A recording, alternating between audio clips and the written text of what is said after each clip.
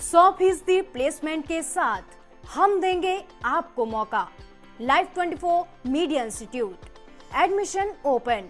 Registration के लिए call करें 9560464170 9560464170।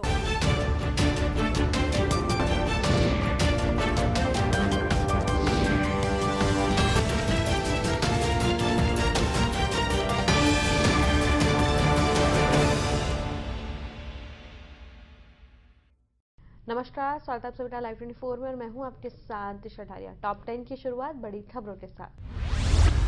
प्रधानमंत्री नरेंद्र मोदी FICCI की 13वीं वैश्विक आम बैठक में पहुंचे, जहां उन्होंने आयोजित सम्मेलन का उद्घाटन किया। पीएम ने कहा कि अच्छी बात यह है कि कोरोना की वजह से स्थिति जितनी जल्दी बिगड़ी थी उतनी ही तेजी से सुधरी है।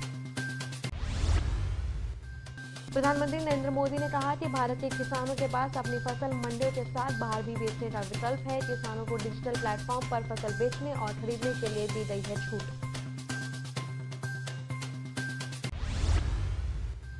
पीएम मोदी ने कहा कि देश में चौतरफा रिफॉर्म्स किए गए हैं। भारत में कॉर्पोरेट टैक्स दुनिया में सबसे कम है। पीएम मोदी ने कहा कि जब एक सेक्टर विकसित करता है तो उसका विकास दूसरे सेक्टर पर भी पड़ता है।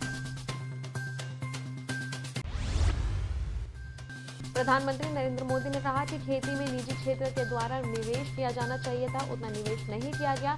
निजी क्षेत्र ने कृषि क्षेत्र का एक्सप्लोर नहीं किया। पीएम मोदी ने कहा कि कृषि क्षेत्र में निजी कंपनियां अच्छा काम कर रही हैं।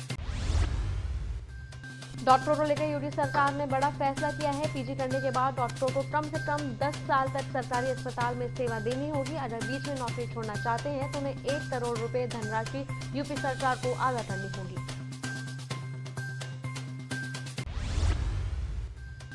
भारत 17 दिसंबर से एडिलेड में डे नाइट टेस्ट मैच के साथ बॉर्डर वार टेस्ट सीरीज की शुरुआत करेगा। कोहली ने कहा, लगता है कि ये मैच भारत के लिए बड़ी चुनौती होगा। कप्तान कोहली शुरुआती टेस्ट के बाद अपने पहले बच्चे के जन्म के लिए स्वदेश लौट आएंगे।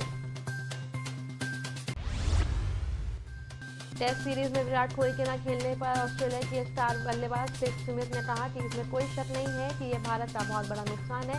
इसमें सभी जानते हैं कि विराट विश्व स्तर के खिलाड़ी हैं, वो ये खेलना पसंद करते हैं।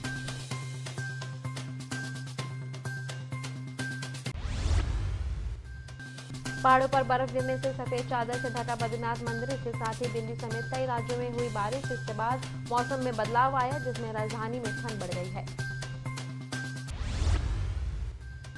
बिग बॉस 14 के कंटेस्टेंट अभिनव ने कविता के लगाए आरोप पर दिया जवाब। कहा, लॉकडाउन के दौरान उन्होंने कविता के घर पर उनके पति की मौजूदगी में बनाई थी एक शॉर्ट फिल्म। यह सब कुछ प्रोफेशनल था।